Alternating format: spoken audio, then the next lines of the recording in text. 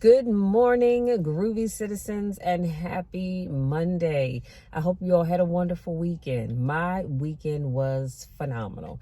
I attended the Women in Business Speakers Masterclass on Saturday, and when I tell you it was phenomenal, I need you to believe me. It is too much for me to try to unpack, so I'm not even going to try, but I would encourage you to think about becoming a part of the Women in Business Network. It is a phenomenal opportunity. I would also encourage you to think about becoming a member of Circle of Champions. As always, the link for that will be in the description of this video. You all are watching this, most of you all are watching this probably on Instagram, but it will be in the description box on YouTube, and you can go down there and click right on that link. It'll take you there. But we had a phenomenal time, small group of women, but it was great nonetheless. And I'm always thankful to Bob Yates and Annetta Wilson for all that they bring to us every time we get together. And I'm just thankful for the ladies that were there. I actually got to teach a small, about maybe 20-30 minute session on your camera presence, speaking with confidence. And it's so funny because Bob calls me the umpire. And that is because I'm a product of Toastmasters. And if you've ever been to a Toastmasters meeting, then you know that there is an actual counter. That person is responsible for counting the number of times that everybody in the room says So it makes you, for me anyway, self-conscious of making sure I'm not saying because some people actually talk and every other word is. I went to the store and to do ABC and you know what I mean? So we just talked a lot about that as well, but it was a great session. And thanks to my sister in Christ, Sharon, she recorded some of that. So I'm gonna have to go through and flesh it out and see what I can do with that, because it was phenomenal and I really, really enjoyed it. Now, before I get sidetracked again, my next door neighbor had her baby. I think her baby's probably about maybe a month, maybe 2 months, and just the cutest little thing. But I digress, only because I can see her standing on her porch. But I digress. So anyway, other than that, this weekend was great. I got a lot of stuff done. And you guys, I went. And if you haven't gone to my website recently, I need you to go, because I'm making some changes to my website. I'm actually going to be looking at changing the overall layout. But I've added a new tab up there now that lists my speaker fees, because oftentimes people will ask me, well, Michelle, how much do you charge to be a keynote speaker? Or how much do you charge to do a workshop, half day, full day, all that other good stuff? So it is now on my website. Thank God for that. So I did that last night before I went to bed. And what else did I want to tell you guys? I think that was it. But let me tell you about what happened right before this video. So I talked about having good camera presence, right? And one of the things that I always encourage people to do, please make sure you look at yourself in the mirror and make sure you're presentable. You know, because you don't want to just show up looking disheveled and looking like a cross between Sanford and Son and not Rick James. I was going to say Rick James, but James Brown. Remember that picture where he got arrested? Yeah, you just don't want to look all disheveled, okay? You want to look like you're put together and ready to do whatever it is that you're doing. And so as I was preparing to do this video, I wanted to put on a little foundation, because I've told you guys before that under my eye area, my skin there is a little darker than the rest of my face. So in order for me to make sure it's all one playing field, I put on foundation, smooth it out, put some powder over it. Of course, I put on my little eyeshadow and eyeliner and stuff. And I took the cap off, or so I thought, but I took pulled the whole thing off. I guess I'm a little stronger than I thought. And when I went to dump it on the brush, liquid foundation went everywhere, all down my hand in the sink.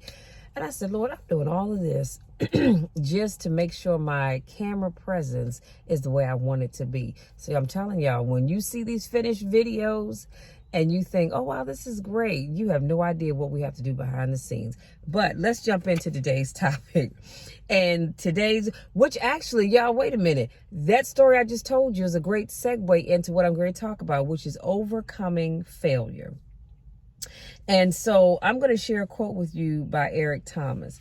And he said, failure is just a way to try it again and try it better.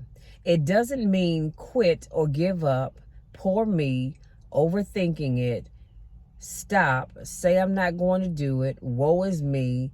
That's not what it means. It means that you did a great job, but you didn't execute. And this is going to floor you. Nobody is going to fire you if you execute. People fire you if you try hard and don't execute, because you get paid to execute, not working just to something I left out, not to just work and work hard. So if you're in marketing, he gave this example, you are paid to make someone or a product look good.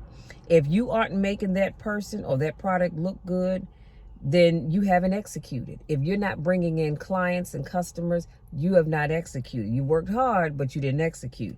So you didn't bring in more clients. Failure isn't a strike against you. Failure means that you are doing something wrong and you're doing something right, but you aren't doing enough right, and you need to figure out what you are doing wrong, and you need to make the adjustments so that you can execute. I know that's a mouthful. So the question that I want to ask you all is this: how often do you execute? I mean, seriously, think about it and be honest with yourself. How often are you executing? Is it 50% of the time? Is it 60% of the time? Is it 100%? Just what is it? I want you to really think about that.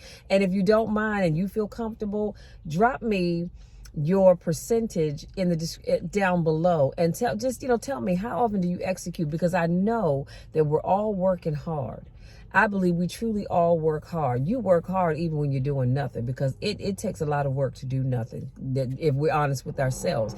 But I want to know, how often are you executing? See, here's the thing. I can work hard coming up with content for my YouTube channel and for my podcast, but if I don't actually record those things, I've not executed anything. I've worked hard creating, but I didn't execute. And that's where people get shut down. Some of you work hard, but you don't execute when it matters. Did I not just say that? You work hard at living a healthy life, but the scale isn't moving. Ooh, come on, somebody. You worked hard at trying to live your healthy life, but when you got on that scale, it didn't move. You didn't execute.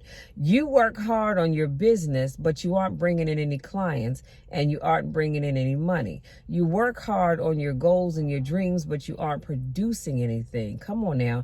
You are taking a ton of classes and getting a ton of degrees, but you aren't doing anything with all the knowledge that you're gaining.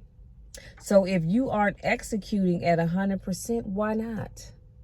So I'm asking you two questions. The first question I asked you is, what percentage are you executing?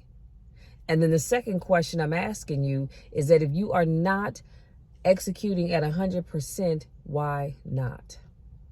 Why not?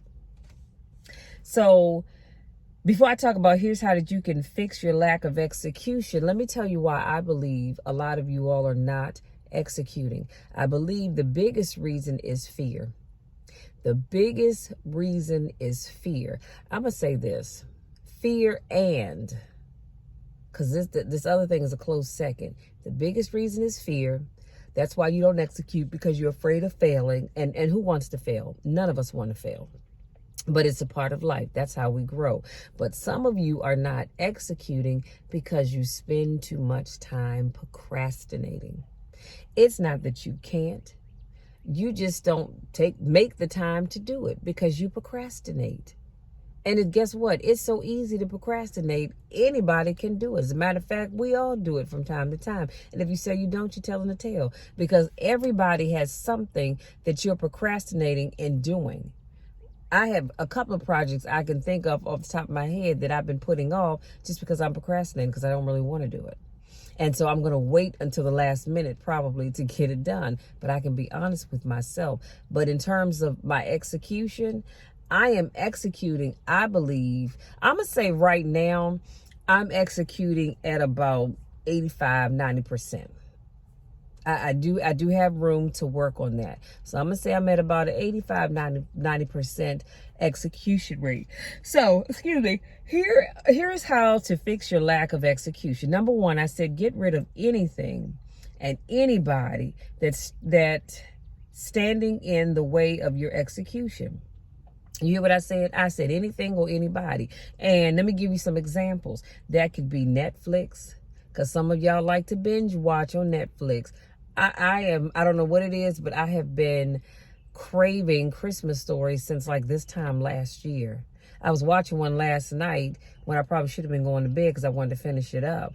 But we tend to binge watch on Netflix, Hulu, Amazon Prime, Amazon Movies, or whatever it's called, whatever it is, whatever your show is, soap operas, it doesn't matter. Those things are not going to help you execute to whatever it is that you're trying to complete. So you need to cut it out. If hanging out with your friends is keeping you from executing, you got to cut them off. Anything and anybody that keeps you from executing, they have to go. Number two, I said, find the confidence to face your fears. A lot of people, like I said, are not executing because they're afraid. But you have to find that confidence inside of you. It's there, but you may have to dig way down inside to find it, but it is there. And I want you to find it so you can go out here and be your greatest self. Number three, I said, make sure you learn from your failure. Anytime things don't work out, make sure you learn something from it. And it doesn't matter how many times you fail at that one particular thing, make sure you always learn something from it. Number four, I said, accept the reality of your failure. That really just means is that the reality is that we're all going to fail at something. None of us is good at everything that we do. And if you say you are, you're telling a tale. It's all right for you to think that you are, but you're not. So you have to accept the fact that failure is going to happen, or failure can happen, and then move on with it. Number three, I said, share your story with your inner circle. If you have an inner circle that you feel comfortable talking to, share your failures with them, because I guarantee you, somebody else in that circle is probably going through the same thing that you're going through. But they're afraid to mention it because they're afraid of what people are going to think about them. So maybe if you bring it up, you can help somebody else in your group succeed, and somebody can help you. And then number six, I said, learn from others who have overcome failure. You need to know at least one person that has overcome failure that you can learn from. That's why I'm an avid people watcher. I love to watch people. And I've watched people go from the ceiling to the floor just like that. But I've watched them overcome it and become a much better person. I think of people like Eric Thomas. Like he said, he went from being homeless and eating out of trash cans to having his PhD and one of the world's #1 motivational speakers. I look at Les Brown, Mamie Brown's baby boy, how he was adopted. And he was labeled educably mentally retarded in school. And people told him that he needed to go find a job doing something else because he wanted to speak. And look at him now. He's probably like he probably is the #1 motivational speaker. Look at all the people that have overcome so much to get where they are. And all because they didn't allow the failures in their lives to keep them from achieving their goals. And that's all I'm asking you all to do. That's all I'm asking you to do. Start executing. Start today, not tomorrow, not next week, not next month, and not next year. I need you to start today with executing the things that you know you want to do. That's it, you guys. That's all I have. Thank you so much for giving me just a little bit of your time. If you're new to watching my videos, I want to say welcome. So glad to have you here. If this is not your first rodeo, I want to say welcome back. Missed you guys. Always a pleasure to see you, because I just love you all so much. I want you to execute, and I want you to win at life. I want you to win at whatever it is that you're trying to accomplish. I know you can do it. I need you to believe that you can do it and just go out there and do it. You know the drill. You know my spiel. I love each and every one of you to the moon and back, and there's nothing you can do about it. Absolutely nothing, because that will never change.